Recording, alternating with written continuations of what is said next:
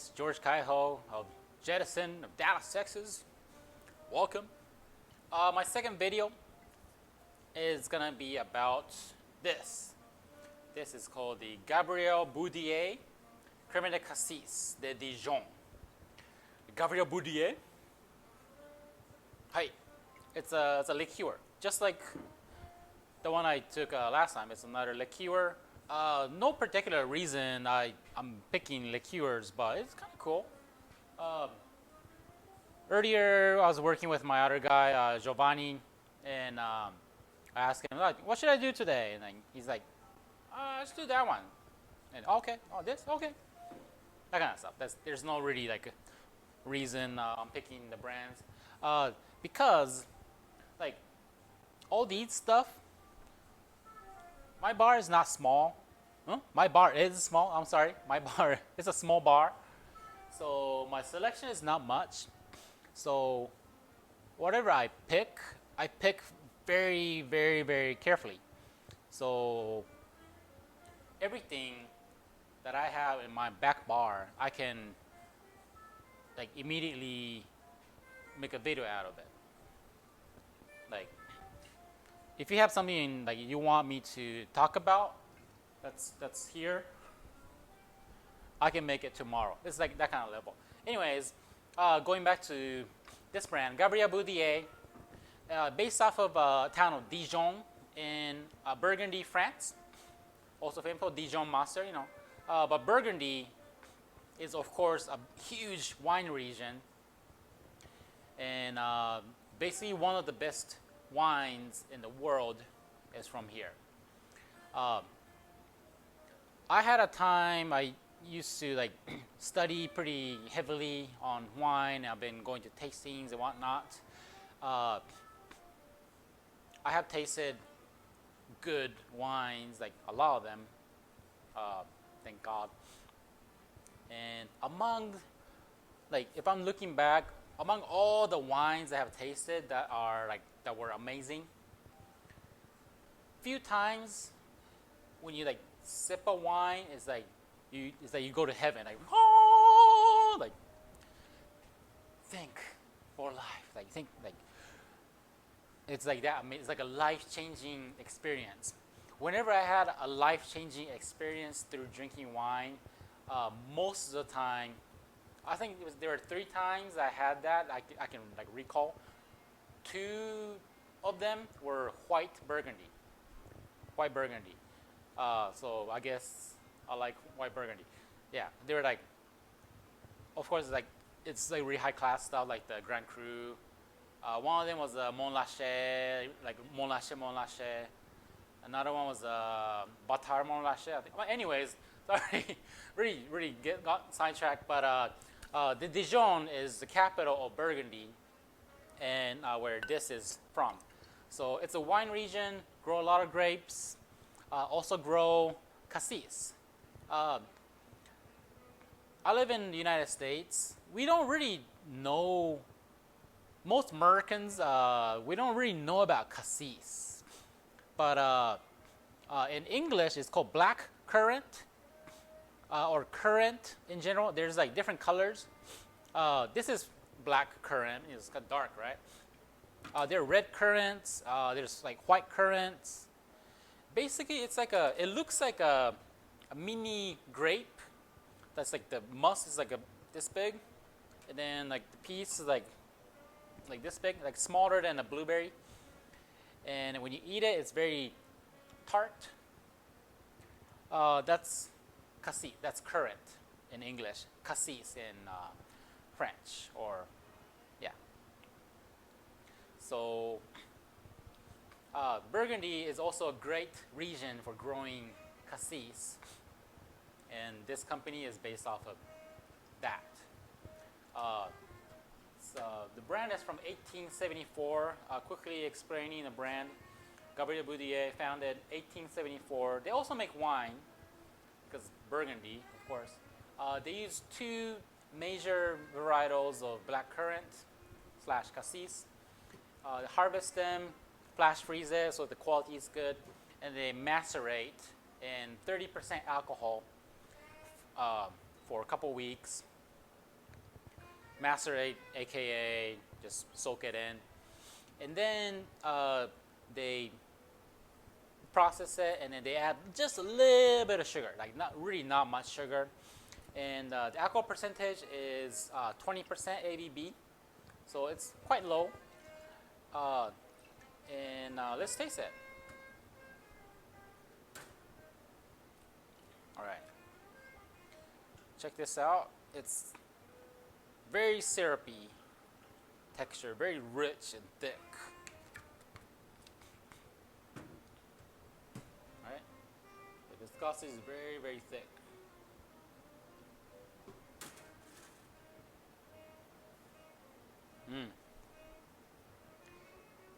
Aroma, it has a very like cooked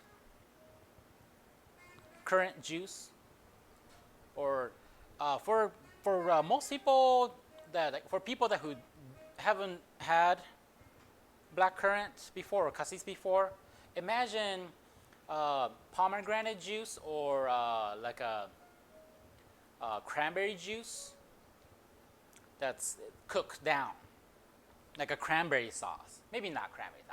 Kind of, like the cranberry sauce of Thanksgiving. It kind of has that, except like the color is black. If you can imagine, it has a very cooked black fruits color to it. Cooked black fruits aroma to it.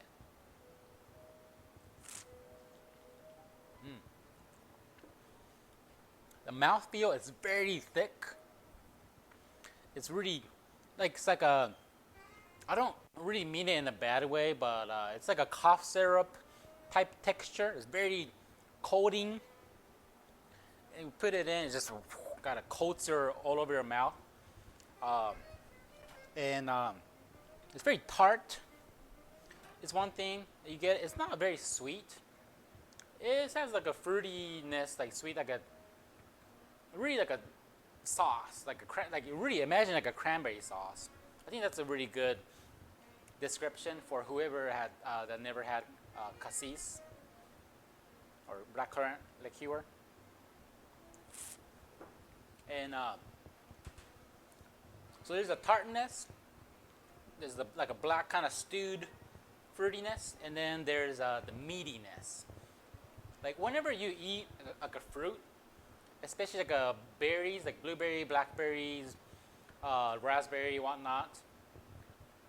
Maybe not really strawberries, but it has, especially like a blackberry, it has like a meatiness also. It's not only tart or sweet. It also has like a kind of a meatiness.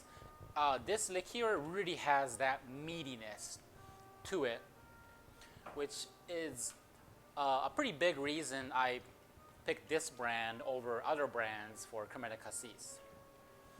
I thought the meatiness and the thickness, and then all the balance with the acid is what makes this liqueur very unique and very special.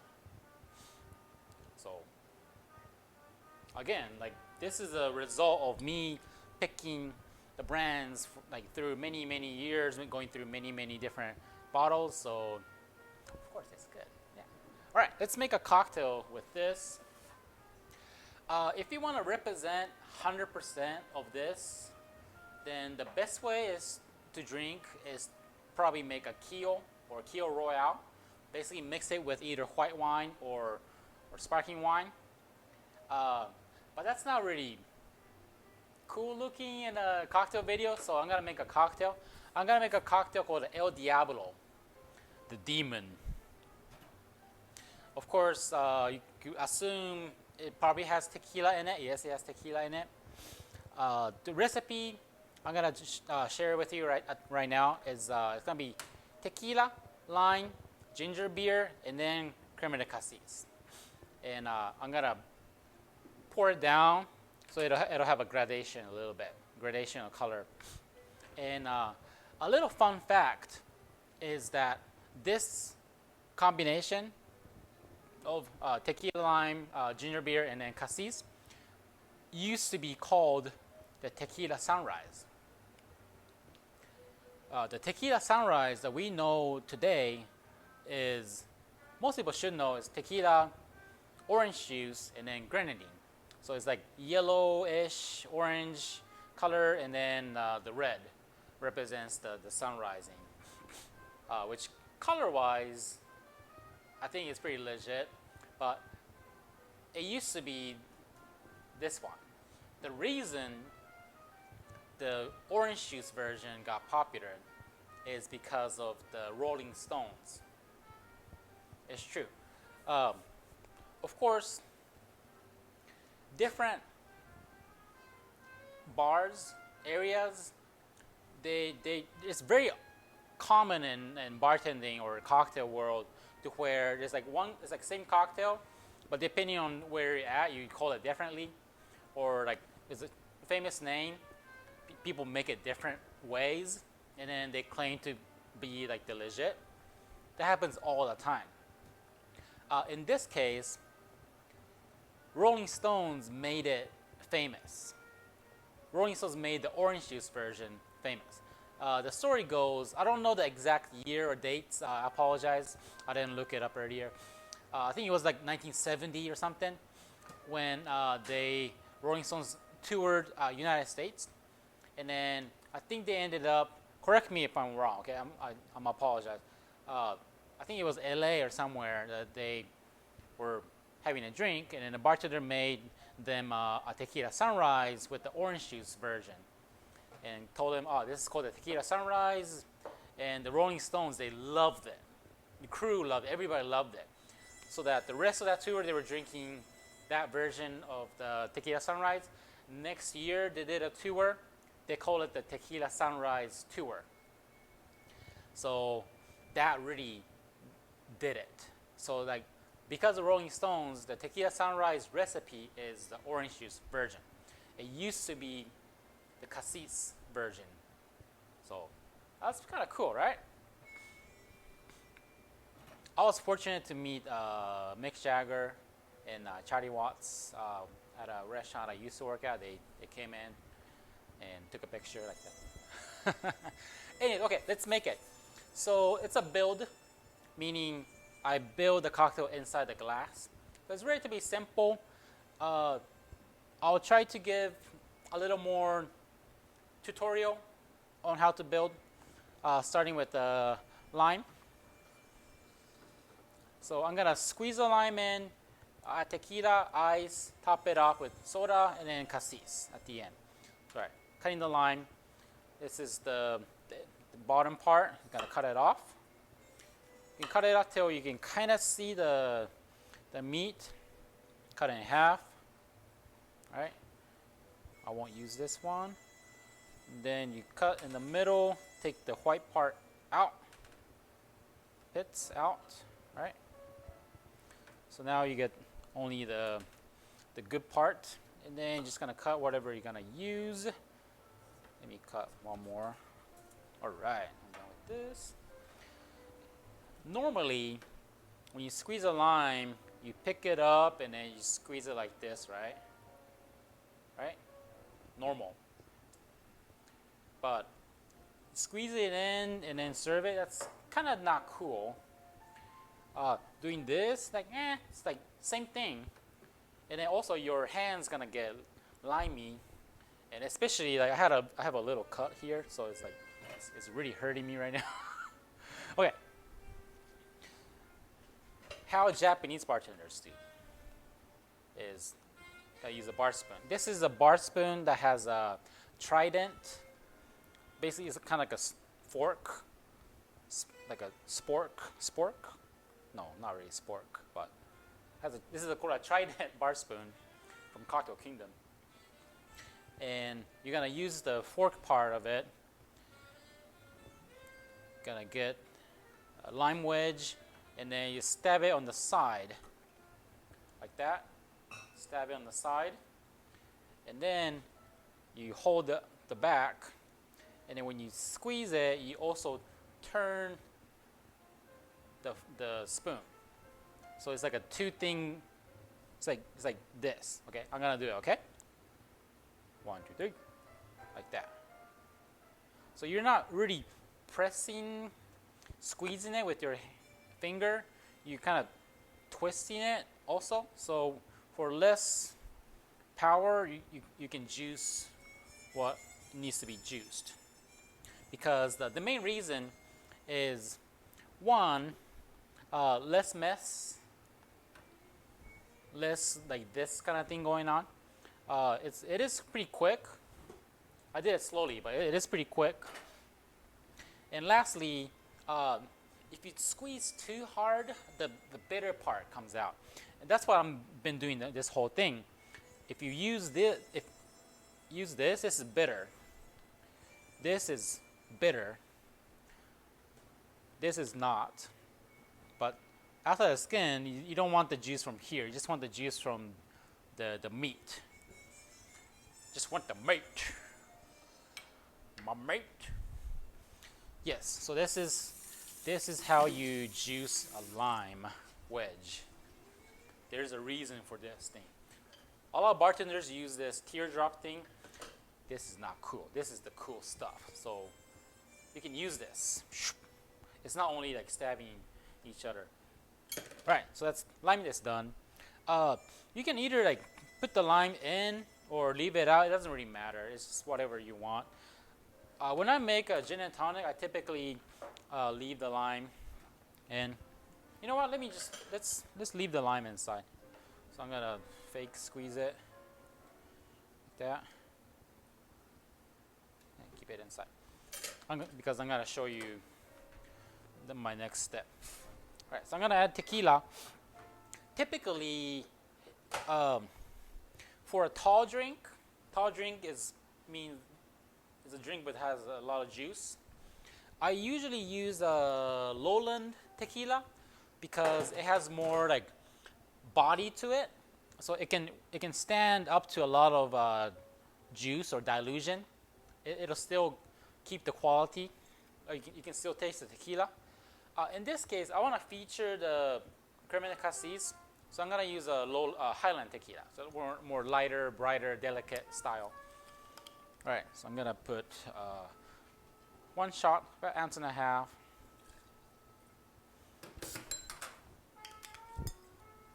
All right, so the liquor's in. I'm going to add ice. I use a cold draft system, so I use pretty big ice. Within the big ice, I only pick the one that's like full size. So I'm gonna put this one in, skip these. This one can go. Right, pick another one. This one can go. Right, it's pretty full, right? Now I'm gonna stir it. When I'm stirring, these are all room temperature in the glass as well. So I'm gonna chill the glass, melt the ice a little bit so that there's no extra dilution, and also chilling the booze. So you're gonna stir it until the glass gets frothy. All right, it's getting frothy, right?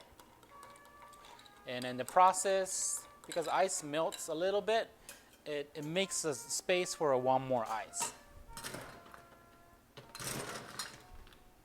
Right? Yeah, this one's good. Everybody probably been to a bar. They serve you gin and tonic in 3 seconds, like that, and then like the glass. This is a cup. Like top part, just ice kind of floating around, and it's like it's edible. All right, so I'm ready to pour the ginger beer. I'm gonna use a spoon to kind of make space like that, and I'm gonna try to hit the liquid or trickle down the inside of the wall, and try not to hit the ice. This is to prevent extra friction. Friction, probably not a good way to say it. I don't want, basically you want the soda to not lose its carbonation as much as possible. Once the soda's in, I'm gonna stick the bar spoon to the bottom. I'm going to pick it up a little bit. That's mixing the top and bottom. Drop it, stir once, and then slowly pull it up. So when you do that, what alcohol was bottom here, and juice was here, you stir top and bottom, and then a little bit from the side. But you do it slowly so that you're not bothering the carbonation. All right, so I've been making a cocktail, but it's supposed to be about this. I'm about to put it in. I'm gonna use half an ounce. And then slowly pour it to the bottom of the glass. You can use the guidance. Spilled a little bit now. This is very thick. It also has sugar, so it's gonna sink to the bottom. You can make a nice gradation of colors. All right, so the cocktail is done. Garnish. There's no rules for garnish for like El Diablo. You can put lime wedge or whatnot. I like to put mint, so just grab a mint, bring the aroma out, and then put it in. Yeah, it's good. And then straw. Nowadays, these reusable straws are probably not a good choice, but I'm the only one that kind of drink it, so it's okay. All right, so it's done. This is the El Diablo, the demon. Now I'm gonna drink it. One thing to know, of course, the sweet stuff is in the bottom. So if you just drink it like that, you're just gonna get the sweet stuff. Like, believe it or not, there are a lot of people do that. Oh, it's like my drink's too sweet. Like, it's because you drink from the bottom, man. But a lot of people like to mix it, and I don't really like doing that too because it's kind of bother the carbonation. So personally, how I like to drink these kind of drink is I just pick up the straw like a little bit, and then drink from like the middle where it's like kind of on the gray zone. You get the good balance of it. It's pretty gingery. Partially the brand I'm using, Fever Tree, has a pretty spicy ginger flavor to it. So that's one thing. Citrus is good. Tequila, I noticed the flavor. And then most importantly, Cassis. It's not sweet to me, and it has a nice meatiness to it. Like whatever the meatiness I taste in here, really comes out.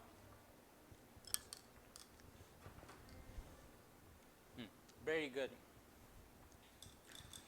Like it looks sweet, right? But it's really not the sweetness that's coming out. It's really the savory and meatiness, and on the real flavor of the cassis. If you cook the cassis and like chew it, it really tastes like that. And it's supported with the ginger, and it's lower alcohol, and a nice tequila. How tequila, you drink it kind of pulls off pretty nicely. All those are supporting the flavor. It's one team. All right. So with this, I'm gonna conclude the video. Please like and subscribe and all that kind of good stuff if you like the video. And I'll be doing this type of video soon, so like a lot. So if you have something that you want me to do a review or introduce, please let me know. I'll do it. Otherwise, I'll just ask Giovanni, and what do you want me to do? That kind of stuff. So I really don't care. I love everything that's high quality. Okay. All right. Thank you so much. Have a good night.